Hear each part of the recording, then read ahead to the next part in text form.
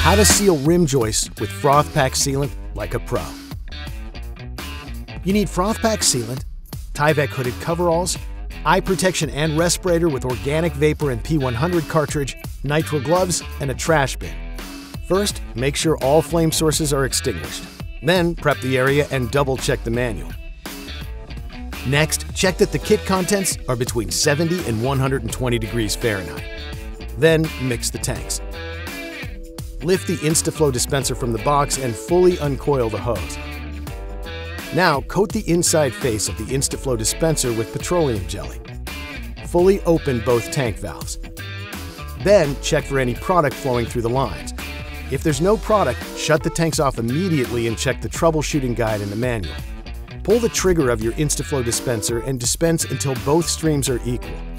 Wipe down the dispenser face and apply more jelly. Push the nozzle firmly onto the InstaFlow dispenser. Hold the dispenser at least 6 inches away from the spray area and fully engage the trigger when you're ready. Move in a steady stroke around the joist. Keep in mind that the foam cures in just 30 to 60 seconds. Clean the product from the dispenser face with a clean rag. Once spraying is complete, push down on the ejector to remove your nozzle. Then, clean your dispenser and reapply one last coating of petroleum jelly. And firmly reinsert your used nozzle once more. Close both cylinder valves and store. Reuse your FROTH-PAK for up to 30 days.